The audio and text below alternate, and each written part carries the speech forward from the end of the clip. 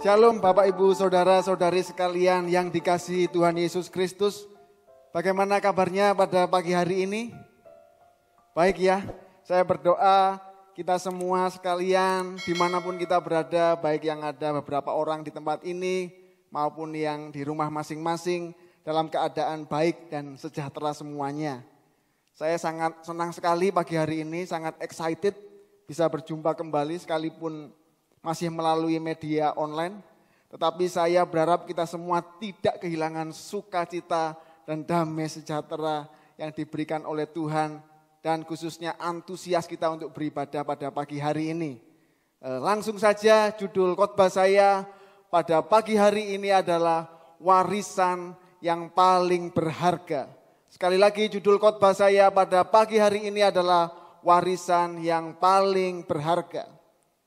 Suatu hari di sebuah ruang ICU, rumah sakit, ada seorang suami yang lagi sekarat. Banyak selang, banyak alat-alat medis dan kedokteran. Berkumpullah di situ ada suami dan 3 orang anaknya.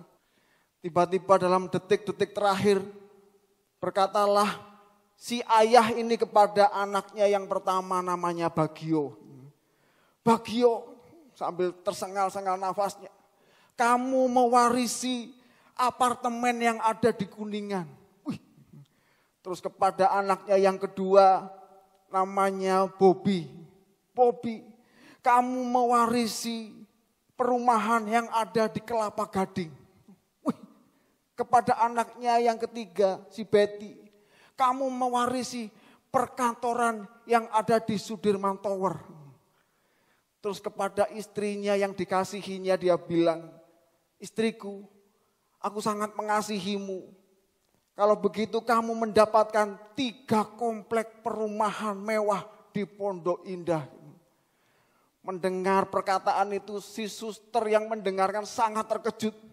Wih, ibu sangat beruntung ya punya bapak seperti ini. Walaupun bapak hanya pengusaha susu kacang kedelai maksudnya. Tapi bisa mewariskan sangat kaya seperti ini. Langsung si ibu ini, kaya apanya? Kamu tahu nggak sambil melotot jengkel dia ngomong sama susternya. Itu yang diwariskan apa? Yang diwariskan itu adalah rute jualan susu keledai. Ada yang di apartemen, ada yang di komplek, ada yang di perumahan.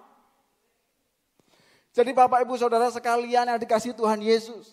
Sekalipun mungkin bagi Bapak ini kekayaan bukan tidak bisa mewariskan kekayaan, tetapi dia bisa mewariskan usahanya. Mengapa dia bisa mewariskan usahanya? Karena mungkin itu gak sekaya yang dia pikirkan, tetapi itu penting bagi kelanjutan kehidupan rumah tangganya. Sebagai orang Kristen, hari-hari ini sebagai orang percaya, sudahkah kita melihat bahwa kehidupan iman, kehidupan kerohanian kita, kehidupan pengajaran kita di gereja, doktrin-doktrin yang kita miliki, sudahkah kita melihat itu sesuatu yang sangat penting dan berharga, sehingga kita perlu mewariskan itu kepada generasi-generasi yang ada di bawah kita. Mengapa hal ini penting? Mengapa hal ini harus diteruskan? Oleh sebab itu kita akan membaca kebenaran firman Tuhan yang terdapat di 2 Timotius 2 ayat pertama sampai yang ke-7.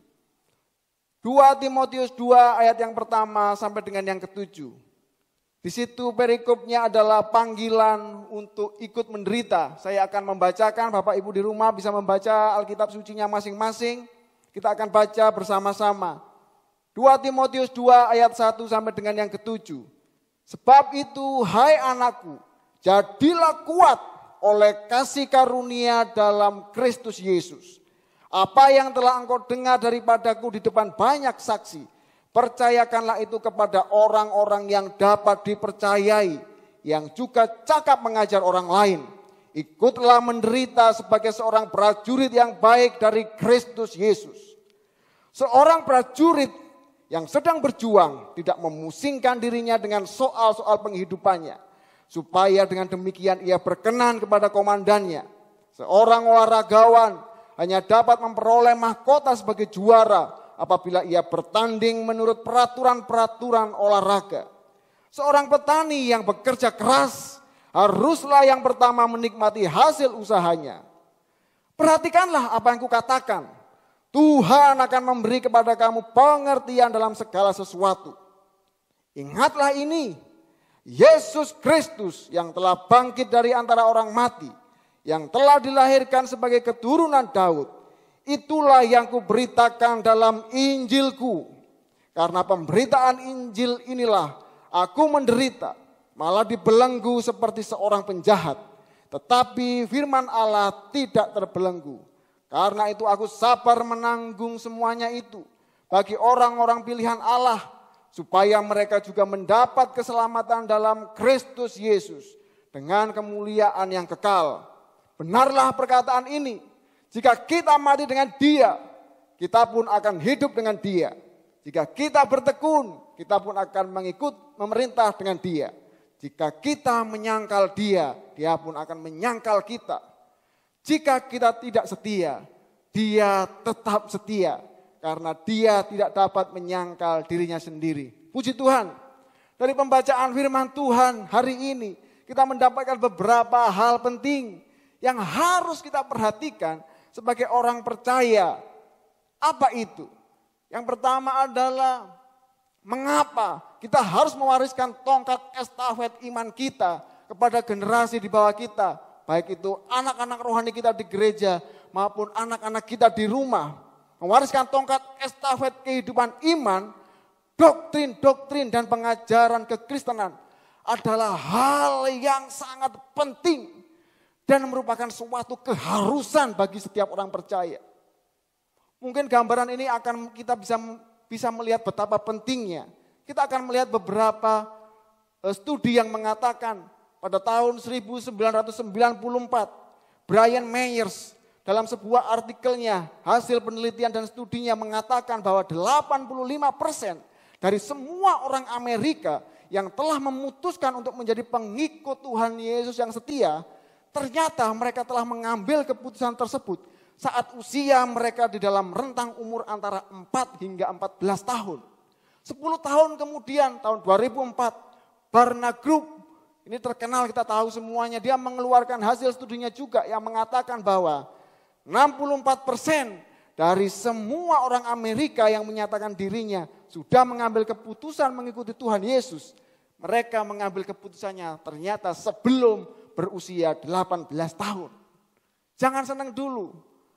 Ternyata 7 tahun kemudian David Kinnaman dalam bukunya You Lost Me mengungkapkan ternyata bahwa dari 7 orang dari setiap 10 generasi muda, anak dan remaja yang rajin beribadah ke gereja, ternyata meninggalkan gereja pada saat mereka menginjak usia 18 sampai dengan 30 tahun. Artinya jika kita mengacu kepada studi ini, maka gereja di Amerika mengalami pertumbuhan 64%. Tetapi setelah anak-anak ini umur 18 sampai 30 tahun, gereja kehilangan 70%. Jadi kalau hal ini dibiarkan, ini suatu warning yang keras bagi kita. Bagaimana dengan di Indonesia? Dalam penelitiannya, bilangan Research Center tahun 2017, memang belum terjadi indikasi seperti ini. Tapi sudah ada tanda-tandanya di Indonesia. Menyebutkan bahwa hasil penemuan ini sebagai tanda peringatan atau alarm akan terjadi potensi eksodus generasi muda dari gereja-gereja di Indonesia. Bapak Ibu Saudara yang dikasihi Tuhan Yesus, hari ini kalau kita membiarkan hal ini dan tidak peduli sama sekali, kita akan melihat loh, semua yang kita kerjakan di gereja ini, baik itu segala inventaris, gedung gereja, semua bentuk-bentuk pelayanan, suatu saat tinggal kenangan. Saya berharap suatu saat tidak ada yang namanya GBI kenangan. Gawat ini. Artinya perikop yang kita baca hari ini, Paulus ternyata sangat menyadari, begitu melihat pentingnya hal ini. Ketika dia menasehati Timotius, dia tahu pentingnya hal ini. Bahkan saking pentingnya, dia bukan hanya fokus untuk menasehati atau menguatkan Timotius saja. Bahkan Paulus harus memastikan Timotius, dan dia harus memastikan Timotius bisa meneruskan tongkat estafet itu kepada orang-orang yang dipercaya. Dan memastikan orang-orang yang dipercaya itu untuk meneruskan tongkat estafet kepada orang lain lagi. Itu yang Paulus lakukan. Ini warning yang kita baca melalui perikop ini. Tetapi sebenarnya perjanjian lama pun juga sebenarnya sudah memberikan wanti-wanti kepada kita. Kalau kita tidak melakukan hal ini, generasi Yosua gagal untuk meneruskan iman mereka kepada generasi berikutnya. Di mana itu Pak Pendeta ayatnya? Ada, ini ayatnya. Di dalam Hakim-Hakim 2 ayat yang ke-10 dikatakan, setelah seluruh angkatan itu dikumpulkan kepada nenek moyangnya, bangkitlah sudah mereka itu angkatan lain yang apa? Yang tidak mengenal Tuhan ataupun perbuatan yang dilakukan bagi orang Israel. Kalau kita melihat perkataan Tuhan Yesus juga dia berkata seperti ini di Lukas 18 ayat 8. Akan tetapi jika anak manusia datang, adakah ia mendapati iman di bumi? Ada apa enggak? Kayaknya Tuhan Yesus membiarkan pertanyaan ini terbuka. Artinya itu tergantung kita. Kalau kita enggak melakukan ini, lost generation akan terjadi. Saya membaca sebuah buku, Gordon Fee mengatakan, the gospel is never more than a generation away from extinction. What is assumed by one generation will be forgotten by the next. Artinya adalah, kalau kita tidak mewariskan iman kita, urusannya hanya satu generasi. Kalau kita nggak melakukannya, setelah itu hilang. Ukuran ketahanan penyampaian kita kepada generasi hanya satu generasi. Kalau enggak kepunahan akan terjadi. Hari ini kita melihat kebenaran firman Tuhan. Data-data dan fakta-fakta tersebut menunjukkan bahwa pekerjaan meneruskan tongkat estafet amanat agung Tuhan Yesus Kristus ternyata sangat berat dan tidak mudah. Memerlukan orang-orang yang tidak sembarangan. Jadi kita sebagai pribadi, keluarga, bahkan gereja harus bertanggung jawab akan hal ini. Bukan hanya untuk mencari siapa ya orang-orang yang kira-kira berpotensi untuk meneruskan tongkat estafet ini. Tidak. Tapi juga harus melakukan upaya-upaya menciptakan orang-orang seperti ini. Baik itu di gereja maupun di rumah. Anda percaya kepada Tuhan Yesus Kristus sebagai juru selamat. Itu baik. Berarti Anda pun bertanggung jawab untuk meneruskan tongkat estafet berita Injil tersebut dalam kehidupan kita. Pertanyaannya sekarang, seperti apa kualifikasi orang-orang tersebut? Karakternya seperti apa? Karakter yang dimiliki oleh penerus tongkat estafet.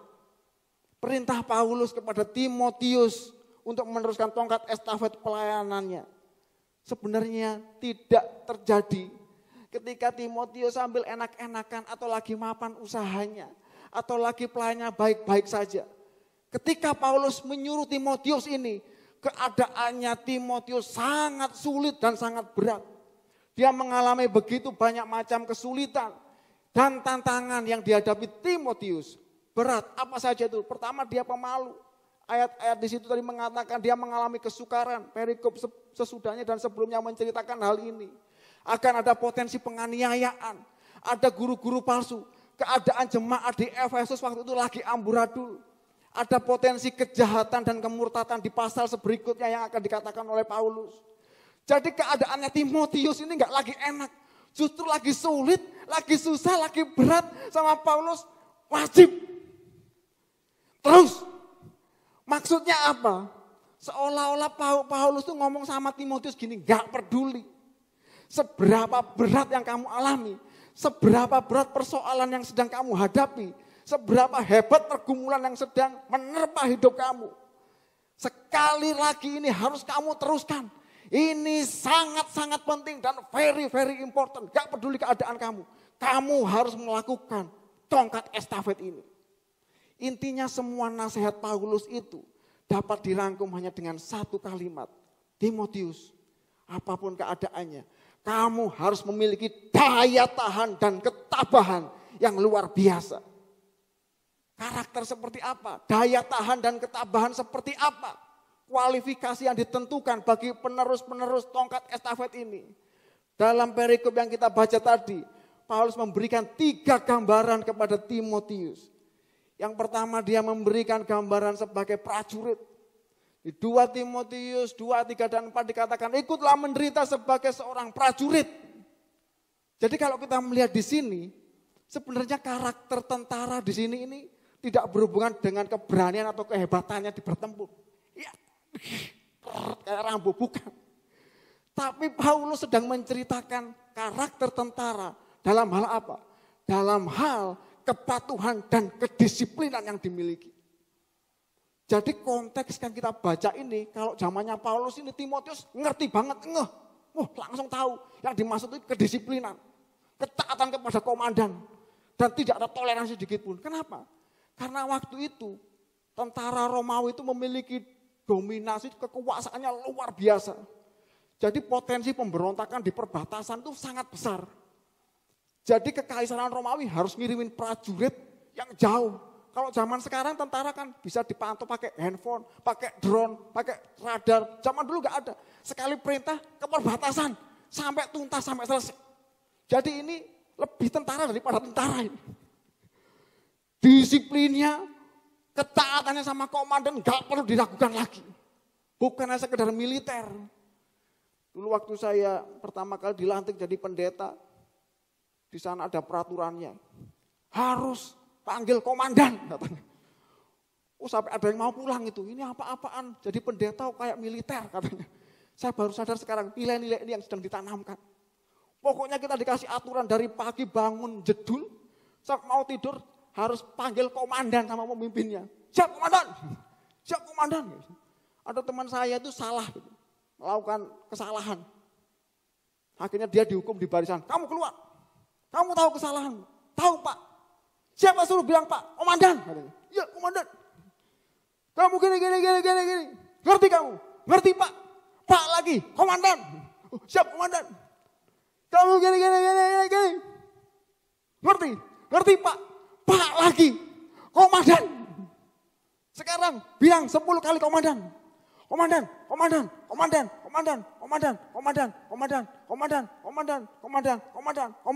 Nah gitu. Ngerti Pak. Pak lagi. Jadi ternyata sulit sekali. Harus taat. Ketaatan seperti ini yang Paulus ingin berikan kepada Timotius. Dalam hal ketahanan dan ketabahan. Mungkin enggak Pak Pendeta karakter seperti ini dimiliki oleh generasi sekarang ini. Khususnya kita sebagai orang percaya. Mungkin. Sangat mungkin. Orang dunia aja pernah ada militer yang benar-benar seperti ini. Ada suatu kisah. Namanya Hiro Onoda. Pada Perang Dunia Kedua.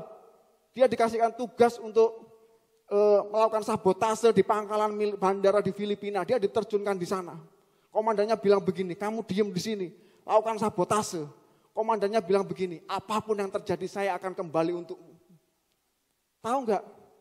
Dia baru turun perang 29 tahun kemudian. Karena komandannya enggak balik-balik. Pokoknya kalau komandan saya enggak ngomong, saya enggak akan pulang. Enggak masuk ke hutan dia. Dari atas dikasih perang sudah selesai, enggak percaya dia. Di situ terus. Sudah selesai perang dunia, tahun 74 ini angkanya dikit lagi saya lahir. Masih di gunung-gunung dia. Ada ketemu orang ditembakin sama dia. Akhirnya tahun 74 komandannya datang. Baru dia itu pakaiannya persis yang dipakai perang dunia kedua sampai tahun 74. Senjatanya lengkap. Enggak turun-turun. Bukankah kita orang percaya harus memiliki kedisiplinan dan ketaatan yang lebih hebat dan luar biasa. Haleluya. Apalagi Paulus menggambarkan yang kedua adalah sebagai olahragawan. Apa yang mau dia tekankan? Apakah keberhasilan dia mencapai medali emas? Bukan. Paulus sedang menekankan seorang atlet dalam rangka menunjukkan karakter ketaatan dengan aturan. Jadi ketika Paulus ngomong sama Timotius, ngengeh banget dia. Karena waktu itu olahragawan itu sangat dihormati. Buktinya apa Pak Pendeta? Kita ada gelanggang-gelanggang di Roma. Tapi mereka waktu itu kalau mereka menang, bukan hanya dihormati karena medalinya. Mereka sadar mendapatkan prestasi, mendapatkan image dari masyarakat kalau mereka menang. itu kedisiplinan mereka mentaati peraturan itu kehormatan juga. Jadi saya dulu lomba lari kan, maraton. Jauh gak kuat, di tengah-tengah gak ada apa panitianya, naik becak. Naik becak. Nanti berapa kilo mau finish turun, beli aqua, dikasih keringet. Orang-orang kayak gini ini gak layak. Tapi benar-benar ini gak sah ini, langsung didiskualifikasi. Tapi kalau di zaman sekarang kita bisa melakukan pertandingan dengan segala kecurangan kita. Tapi waktu itu sama sekali gak bisa. Jadi ketika Paulus ngomong masalah olahragawan, Timotius langsung klik juga. Yang ketiga, ngomong apa lagi? Ketabahan dan daya tahannya digambarkan Paulus seperti petani. Seorang petani yang bekerja keras haruslah yang pertama menikmati hasil usahanya. Petani waktu itu gak seperti sekarang ini, punya peralatan yang besar, punya traktor. Zaman itu benar-benar dari pagi, uput-uput sampai malam jedul itu harus kerja. Bapak Ibu Saudara bisa baca di Rut nanti, ketika Rut ketemu Boas itu. Mereka ngomong gini, kemana? Oh dia lagi pergi malam-malam kemana? Ke tempat penampian. Jadi ternyata zaman Israel mereka nampi itu harus malam-malam loh. Kenapa? Mereka memanfaatkan angin malam. Udah pagi nanemin, malam masih nampi, tidurnya kapan? Paulus sedang menggambarkan ketabahan kerja keras seperti ini. Yang dimotivasikan kepada si Timotius. Daya tahan dan ketabahan seperti karakter seperti itulah yang Paulus maksudkan akan mampu untuk mengemban tongkat estafet ini. Mengapa daya tahan dan ketabahan itu penting? Angela Duckworth dalam bukunya Grit di sini dikatakan mengungkapkan hasil penelitiannya, ternyata faktor utama tingkat keberhasilan seseorang bukan karena bakat atau kecerdasannya, IQ, EQ, SQ, namun lebih tergantung kepada tingkat daya tabah dan ketahanannya. Bagus, bestseller bukunya, boleh dipinjam sama saya, biasanya saya sewain sama orang 25.000 sehari. Karena ini jemaat saudara saya sendiri 50.000 sehari. Sama saudara jangan mahal-mahal, harus lebih banyak memberi maksudnya. Dia mengungkapkan ternyata prestasi bukan hanya karena IQ. Ternyata daya tahan dan ketabahan itu memiliki nilai lebih tinggi. Dia mengatakan bakat itu biasa, tapi daya tahan itu langka. Mana yang lebih mahal? Baterai ABC apa baterai alkalin? Padahal kalau diukur voltasenya sama. 12 volt. Tapi yang satunya lebih tahan lama. Lebih mahal harganya. Di sini dikatakan dia memberikan penelitiannya ada sekolah pasukan khusus di Amerika.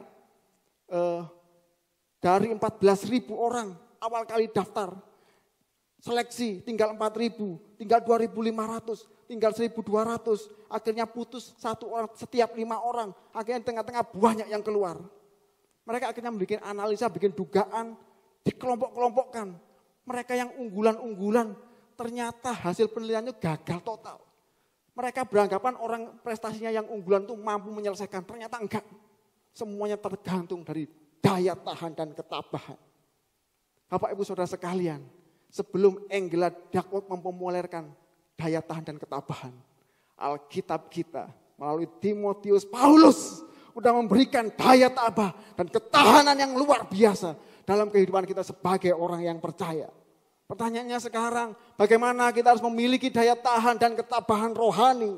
Bukannya dalam buku ini, tetapi sesuai firman Tuhan yang Alkitabiah mengatakan, yang pertama adalah kita harus mengerti doktrin dan pengajaran utama kekristenan kita. Ayat 8 dikatakan, ingatlah ini ya Timotius, apa itu? Yesus Kristus yang telah bangkit dari antara orang mati, yang telah dilahirkan sebagai keturunan Daud, itulah yang kuberitakan dalam Injilku. Paulus sedang menasihatin Timotius bagaimana caranya memiliki daya tahan dan ketabahan. Tetapi yang paling menarik adalah pada ayat 1-7, setelah Paulus menjelaskan daya tabah, dia justru memberikan saran kepada Timotius. Hal pertama yang Paulus tunjukkan, yang menjadi dorongan paling kuat bagi Timotius, ternyata bukan kepandaiannya, bukan karunianya, bukan kepintarannya, tetapi adalah justru doktrin akan Kristus Yesus yang dibangkitkan dan Mesias yang dijanjikan melalui keturunan Daud. Hari ini kita belajar Bapak Ibu Saudara sekalian, Memang penting untuk mengembangkan karunia, talenta, potensi. Secara aktif terlibat di pelayanan di gereja. Supaya saya bertumbuh rohaninya Kak Winardi. Iya, namun hari ini kita melihat bahwa ternyata memiliki pengetahuan yang makin mendalam akan pengajaran dan doktrin-doktrin firman Tuhan yang alkitabiah. Justru akan menjadi faktor utama yang makin meluapnya semangat kita untuk bertahan dan bertempur dalam melayani Tuhan. Buktinya apa? Betapa banyaknya hari-hari ini kita melihat orang-orang yang bahkan bukan hanya menderita, tetapi rela mati untuk sebuah ideologi dan pengajaran. Mereka rela disiksa, mereka rela meledakkan diri, mereka rela untuk enggak makan, meninggalkan anak, istri dan keluarga. Kalau hanya untuk sesuatu yang tidak jelas saja, mereka rela menderita, mereka rela mengorbankan dirinya. Terlebih lagi doktrin kebenaran firman Tuhan yang kita miliki, saya yakin memberikan dampak, kuasa, kehebatan, daya tahan dalam kehidupan kita yang luar biasa. Haleluya. Mengapa? Karena firman Tuhan mengatakan di Roma 1 ayat 16, sebab aku mempunyai keyakinan yang kokoh di dalam Injil. Karena Injil adalah kekuatan Allah yang menyelamatkan setiap orang yang percaya. Pertama-tama orang Yahudi tetapi juga orang Yunani. Bapak ibu saudara sekalian dikasih Tuhan Yesus. Sudahkah kita memiliki pengetahuan dan upaya untuk bertekun dalam pengajaran, doktrin-doktrin utama kekristenan kita? Atau kita sibuk hari-hari ini hanya untuk pengembangan talenta, potensi, latihan ini dan latihan itu? Hari ini kita harus mulai. Gereja harus menciptakan wadah ini lebih banyak dan lebih intensif lagi. Dan semua kita harus terlibat. Kalau perlu nanti bikin peraturan persyaratan. Kalau enggak lulus doktrin, enggak boleh pelayanan. Teman saya lagi tesis juga. Dia menunjukkan fakta saya, dia bikin judul tesisnya apa? Jemaat GBI yang tidak lagi Kristen katanya. Kok bisa? Waktu ujian proposal di kampus, dosen-dosennya, enggak, jemaat kita enggak gitu kok ya. Jadi ini loh Mas Win hasil penelitiannya. Dia bikin tes kuesioner kepada jemaat-jemaat orang Kristen tentang doktrin yang sederhana tentang keselamatan. Ternyata 50% ke atas tidak yakin bahwa dia akan masuk surga. Gawat, gagal total. Mari, sudahkah kita mendorong anak-anak kita untuk lebih giat belajar firman Tuhan? Atau hanya mendorong mereka untuk hebat secara akademis, untuk selalu berprestasi? Dan hanya memarahi mereka kalau ulangannya jelek. Kamu harus pinter ini, pinter itu. Tetapi kita tidak pernah mengupayakan hal yang sama. Supaya mereka hebat dalam firman Tuhan. Tidak pernah bercerita atau mengajar kebenaran kepada mereka sama sekali. Saya membaca sebuah buku dikatakan di sana. Do not sit down with our children and teach them the stories of God's ways. Is a huge and costly mistake. Anda boleh mengajarkan matematika, IPA, ilmu pengetahuan alam. Ini tesis saya di sini. Tapi kalau Anda nggak pernah melakukan upaya kerasnya sama, ngotot mereka untuk pintar matematika, tapi nggak sama, ngotot mereka untuk firman Tuhan, kita gagal menyerahkan tongkat estafet kepada mereka. Kita harus lakukan ini. Bilangan Research Center tahun 2017 mengatakan siapakah yang paling berjasa dalam menuntun untuk menerima Tuhan Yesus sebagai juru selamat. Ternyata hasil penelitian 73% mengatakan orang tua. Pendeta, mohon maaf, hanya 10%. Kita khotbah hari ini, kotot-kotot gini, ternyata 10%. Terus diri sendiri 2%. Ada guru agama, mohon maaf lebih 2%. Ternyata orang tua. Kalau kita nggak pernah tiap hari duduk bersama. Saya tiap malam sama Karis Faircon sebelum tidur, ayo cerita firman Tuhan. Apa mau cerita? Ya sudah, ada syaratnya, nyanyi satu lagu dulu. 12 murid Yesus baru satu cerita, sampai hafal. Simon, Petrus, Matius, saya pleset-plesetin, Goliat. Bukan apa, nggak ada Goliat. Ngetes sebenarnya. Yakub, Musa, bukan itu, bukan. cerita benar firman Tuhan. Ini penting. Doktrin, kalau di atas 18 kita udah lewat loh, berdasarkan penelitian tadi. Nancep enggak ke mereka? Oh nancep. Nancep sekali. Jadi kalau saya tiap sore pas WFH gini, naik sepeda sama anak-anak saya, Caris Fervent. Saya sampai hari ini selalu ngajarin 3 hal sama mereka. Ingat ya, duduk ambil makan snack. Ingat papa pesen 3 hal sama kamu. Ingat ini, yang pertama. Saya bilang, papa enggak peduli apapun keadaannya. Kamu harus cari jodoh yang takut akan Tuhan. Masih kecil diajarin pacaran, bukan. Saya lagi doktrin mereka. Cari jodoh yang takut akan Tuhan. Yang kedua, saya bilang, apapun keadaannya, jangan pernah tinggalkan Tuhan. Dan yang ketiga, saya selalu bilang sama mereka, orang Kristen pasti menderita. Tiap hari saya cekokin gitu. Karis ini kan suka makan dia. Kalau gak enak, ngamuk, berantem di rumah. Pokoknya makan. Nah, suatu saat saya janjian sama umanya. Mama, nanti kalau siang-siang Karis makan, suruh bilang makan apa yang ada. Ya makannya sebenarnya biasa aja, cuma dia kepingin yang lebih enak. Marah-marah dia. Umanya bilang, papa bilang makan yang ada. Udah marah-marah, akhirnya dia makan sambil nangis. Terus umanya bilang, kamu sedih nak? Sambil nangis makan. Gak apa-apa Oma. Katanya papa, orang Kristen harus menderita. Nancep gak? Nancep. Nancep. Teach your children. Ajar mereka. Doktrin kebenaran firman Tuhan. Cekokin. Kita berhasil memberikan tongkat estafet kepada mereka. Hari ini coba seberapa dalam kita mengerti kebenaran firman Tuhan. Sudahkah itu menjadi passion kita? Apakah hanya kita berlomba-lomba mengembangkan talenta? Tapi kita gak berlomba-lomba ayo adu kecerdasan tentang keyakinan keselamatan. Seberapa? Oh, ngerti saya Pak Pendeta, pengajarannya gitu-gitu aja keselamatan. Coba kita tes ya, kita gak usah lah ngetes doktrin-doktrin yang terlalu tinggi. Kita tes aja yang simpel-simpel dulu. Alkitab Perjanjian Baru, hafal enggak?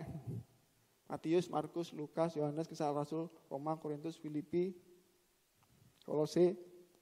Matius, Markus, Lukas, Yohanes, Kisah Rasul, Rom, Korintus, Galatia, Efesus, Filipi, Kolose, 2 Tesalonika, 1 dan 2 Timotius, terus Filemon, Ibrani, Yakobus, 2 Petrus, 3 Yohanes, sudah dan akhirnya, wah gampang, Perjanjian Lama. Kejadian Keluaran, Mamat, Bilangan, Ulangan, Ulangan. Gak ada yang hafal. Ada yang hafal? Kejadian Keluaran, Imamat, Bilangan, Ulangan. Yosua, Hakim, Rut dan Samuel. Raja-raja dan Tawarik. Esra, Nehemia, Ester, Ayub. Mazmur dan Amsal. Pengkhotbah, Kidung Agung.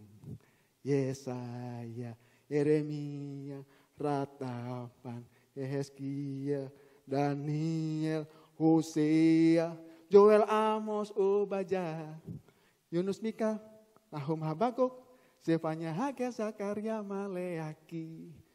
Kitab Perjanjian Lama. Alkitab aja enggak awal. Pantas kita enggak memiliki daya tahan. Pantas kita menjadi orang Kristen yang gampang menyerah. Pantas kita enggak memiliki kualifikasi untuk meneruskan tongkat estafet. Hari ini mari kita bersungguh-sungguh untuk belajar kebenaran doktrin-doktrin firman Tuhan. Yang bukan hanya membekali pengetahuan kita. Tapi perikop hari ini mengatakan kepada kita. Bahwa itu akan memberikan kekuatan daya tahan kegigihan kita. Dalam memberikan tongkat estafet. Atau dalam rangka menerima tongkat estafet. Selanjutnya, bagaimana daya tahan? Harus memiliki komitmen yang kuat. 2 Timotius 1 ayat 8, ingatlah ini, Yesus Kristus yang telah bangkit dari antara orang mati, yang telah dilahirkan sebagai keturunan Daud, itulah yang kuberitakan dalam Injilku. Apa maksudnya, Pak Pendeta? Maksudnya adalah kita akan melihat komitmen seperti apa dari perikop yang kita baca ini. Bagaimana memiliki komitmen yang kuat dari perikop tadi dijelaskan. Yang pertama harus melihat bahwa sesuatu yang dikomitmenkan itu bernilai dan berharga. Kenapa saya nggak bisa komitmen mengikut Tuhan? Karena saya nggak pernah merasa bahwa firman Tuhan, pengajaran ini bernilai dan berharga dalam hidup saya. Orang pasti akan gigih untuk memperjuangkan apa yang dirasa paling bernilai dan berharga. Jawabannya sederhana, kenapa kita nggak bisa tekun dalam mengobarkan semangat dalam mengasihi Tuhan? Sederhana jawabannya, karena kita nggak pernah melihat bahwa firman Tuhan, kebenaran dan pengajarannya bernilai dan berharga dalam hidup kita. Karya terbesar dalam hidupku, pengorbananmu yang selamatkanku. Benarkah firman Tuhan dan pengajaran doktrin kekristenan bernilai dan berharga buat hidup kita? Kita pasti akan memiliki komitmen yang tinggi. Yang kedua, merasa memiliki. Makanya gereja bikin logo. Paulus tadi ngomong, bukan Injil Yesus Kristus, tapi ayat tadi, Injilku loh. Karena dia ngomong merasa memiliki, dia hidup di situ, mati di situ. Segala sesuatu dilakukan untuk itu, memiliki. Saya punya laptop dari kantor. Saya bawa kemana-mana bekerja, di rumah, WFH, di kantor. Tetapi ketika orang ditanya, Mas pinjam laptopnya, itu ambil laptop saya di situ. Itu laptop saya. Padahal itu dikasih kantor. Tetapi saya nggak mau, itu ambil laptopnya kantor, enggak. Saya merasa itu laptop saya. Sekalipun itu dikasih kantor. Kenapa saya begitu merawatnya, menjaganya? Karena sekalipun itu dikasih kantor, itu milik saya. Kenapa kita bisa sungguh-sungguh melayani, meneruskan pelayanan dengan tabah dan ketekunan? Kalau kita memiliki, merasa memiliki, kita pasti tabah dan tekun di situ. Makanya gereja bikin logo itu bukan hanya pajangan-pajangan. Caranya sederhana, gampang. Tahu kepingin jemaat yang merasa memiliki? Di bukunya ada logonya, di mobilnya ada, di tempat minumannya, di dompetnya. Ingat kamu, di bukunya ingat kamu. Bukan pacarnya, padahal apa logo. Tapi itu bukti bahwa dia merasa memiliki. Bagaimana memiliki komitmen, kebutuhan yang mendesak. Saya sekalipun pendeta dan bekerja, tetapi suatu saat kalau anak saya sudah nangis minta susu, pasti akan berupaya apapun, karena kebutuhannya mendesak. Jadi kalau kita melihat bahwa kebutuhan, Paulus ngomong tadi, karena umat pilihan Allah, kita harus tahu kebutuhannya mendesak, maka kita akan memiliki komitmen yang tinggi. Haleluya. Selanjutnya, daya tahan. Bagaimana caranya? Ini yang terakhir dan yang paling akhir. Bahwa kesetiaan Allah yang akan menjadi jaminannya. Bagaimana supaya kita bisa tahan dan tabah dalam meneruskan tongkat estafet ini. Atau bagi kita yang akan menerima tongkat estafet. Kita melihat semua kriteria-kriteria di atas tadi itu, wow, begitu sulit, begitu berat, begitu susah. Sehingga kita bisa berkata, mana mungkin Tuhan saya sanggup melakukan semuanya ini. Luar biasa di sini. Paulus ngomong sama Timotius, sebab itu hai anakku jadilah kuat oleh kasih karunia dalam Kristus Yesus. Maksudnya Paulus, Timo, kamu akan kuat bukan karena kepintaranmu. Tetapi dia mulai dengan kasih karunia yang akan memampukan kamu. Setelah itu dia baru menasihati supaya ini, jadi tentara, jadi petani, jadi olahragawan. Berat-berat lagi. Tetapi dia closing. Timotius ketika lihat nasihat itu mungkin tambah kaget, wah tambah berat. Mungkin jadi saya akan menyangkal Tuhan. Mungkin jadi saya akan mundur dari pelayanan. Mungkin jadi saya akan mengingkari Tuhan. Makanya Paulus di bagian akhir dia ngomong, kalau kamu tidak setia, kalau kamu menyangkal dia akan menyangkal, ini akan itu. Tetapi sama Paulus di closing, kalau kamu tidak setia, dia tetap setia. Artinya Tuhan akan menjamin bahwa semuanya ini akan berjalan karena kasih setia Tuhan di dalam hidup kita. Haleluya. Dengan koalisi yang begitu tinggi, mungkin banyak keraguan. Wah, susah melayani. Tetapi kesetiaan Tuhan yang akan menjamin bahwa kita akan terus mampu memegang tongkat estafet ini. Bapak Ibu Saudara sekalian, saya membaca sebuah buku juga dikatakan, live your spiritual legacy in your family. Or you leave no legacy at all. Anda boleh mewariskan harta. Anda boleh mewariskan rumah, Anda boleh mewariskan bisnis. Tetapi sebenarnya kalau Anda tidak mewariskan iman dan kerohanian Anda, kita sebenarnya sedang tidak mewariskan apa-apa di dalam kehidupan rumah tangga kita. Berat, sulit, susah, tidak gampang. Butuh kualifikasi yang tinggi. Tetapi saya percaya tadi di akhir, di closing sama Paulus, kasih setia Tuhan. Makanya saya kemarin nyanyi, biarpun gunung-gunung beranjak. Lagunya praise. Tapi saya mau nangis. Karena apa, saya bilang, Tuhan, saya sering mundur dalam pelayanan. Saya sering mau menyerah. Bahkan saya sering gak berdoa. Bahkan saya sering untuk mau, sudahlah gak Tuhan-Tuhanan lagi. Tetapi lagu-lagu itu mengatakan, ketika saya mungkin gak ngapa-ngapain, Tuhan bilang kasih setianya tidak akan beranjak dalam hidup kita. Bapak Ibu Saudara sekalian yang di rumah, kita nyanyikan lagu ini yuk. Kita nyanyikan dengan sukacita ya. Bisa sambil bergerak, bisa sambil berdiri, bisa, yang penting jangan ngambil sambil makan. Nanti berantakan semua soalnya. Kita akan nyanyikan biarpun gunung-gunung beranjak dengan semangat. Karena saya tahu, mungkin banyak kita hari-hari ini mungkin dengan keadaan situasi sekarang yang mungkin sedang menggoncang hidup kita. Bukan hanya menggoncang ekonomi, menggoncang keluarga. Atau yang paling penting justru kita sudah gak mulai passion lagi untuk melayani Tuhan.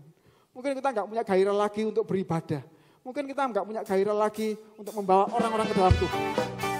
Tetap percaya, kasih setia Tuhan tidak akan beranjak dalam hidup kita. Haleluya.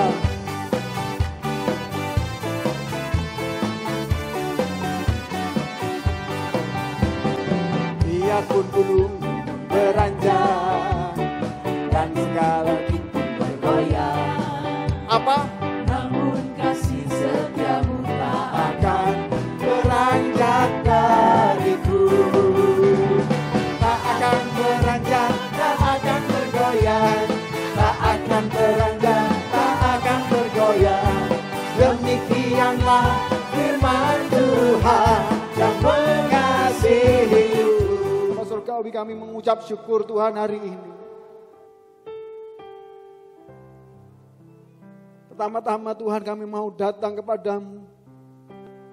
Kami mau mohon ampun Tuhan atas kelalaian kami. Selama ini kami berpacu dengan waktu Tuhan. Hanya untuk mungkin cita-cita kami. Hanya mungkin untuk ambisi kami. Hanya untuk mungkin kepentingan kami. Tetapi firman Tuhan hari ini menyadarkan kepada kami Tuhan, bahwa ada satu pekerjaan besar Tuhan yang harus kami kerjakan. Bahwa kami harus begitu sungguh-sungguh Tuhan untuk berupaya dan mengupayakan segala sesuatu. Supaya tongkat estafet kehidupan iman kerohanian kami bisa kami wariskan menjadi sesuatu yang paling berharga kepada generasi di bawah kami Tuhan.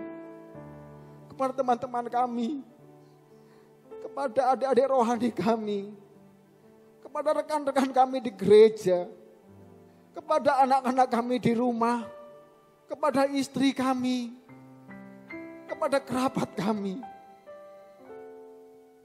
Kami tahu Tuhan, begitu tinggi, begitu berat, bahkan mungkin ada kemungkinan kami bisa menyangkal Tuhan, atau mungkin kami bisa menyerah di tengah jalan.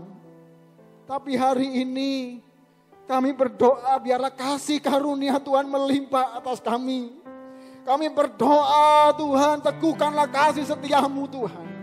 Mampukan mata rohani kami dan iman kami. Supaya kami mampu melihat kasih setia dan penyertaan Tuhan atas hidup kami. Sehingga sekalipun sesulit dan seterjal apapun kehidupan yang kami alami, kami tetap berkata dan sanggup, Yesus, Engkau adalah Ebenezer bagi kami. Engkau Allah yang tidak pernah meninggalkan kami. Tuhan, hari ini kami berdoa buat semua orang yang menyaksikan tayangan video ini. Khususnya jemaat GPI Basilea Menteng. Mungkin ada di antara kami Tuhan, lutut-lutut yang mulai goyah. Mungkin ada sayap-sayap yang patah. Mungkin adalah semangat yang sudah sempurna. Tapi firman-Mu berkata Tuhan, sumbu yang pudar nyalanya tidak akan dipadamkannya. Bulu yang patah terkulai tidak akan diputuskannya. Tuhan, kuatkan mereka Tuhan. Bukan hanya supaya mereka survive atas bencana ini. bukan hanya supaya mereka sanggup mengatasi pergolakan kehidupan ini. Tetapi supaya mereka sanggup Tuhan. Memiliki daya tahan dan ketabahan yang luar biasa. Untuk meneruskan tongkat estafet iman kami. Kepada semua orang di sekitar kami. Karena kami tahu Tuhan. Firman-Mu tadi berkata. Bahwa seorang petani yang bekerja keras. Dia harus yang pertama menikmati hasilnya. Karena kami tahu Tuhan. Dan kami akan menyatakan kegigihan atau ketabahan iman kami. Kami akan terus melayani Tuhan. Namun sekalipun kami tidak melihat hasilnya. Kami akan percaya kelak di sorga kami akan menikmati hasilnya Tuhan. Kami akan duduk memerintah bersama Tuhan. Terima kasih buat firman Tuhan hari ini. Berdoa buat Indonesia. Tolong pulihkan Indonesia Tuhan.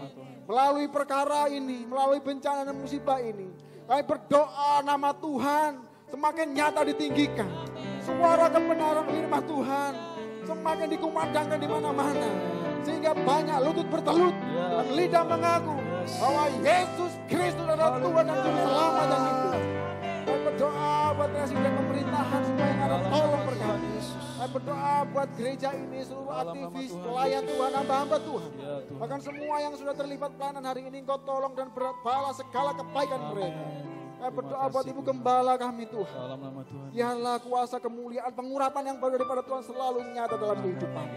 Terima kasih Bapak Surgawi, terima kasih. Kami rindu bahwa apa yang kami nyatakan semuanya ini hanya dengan satu tujuan. Supaya nama Tuhan Yesus saja dimuliakan. Dalam nama Tuhan Yesus Kristus. Semua yang sudah menerima berkat dan siap untuk meneruskan tongkat estafet.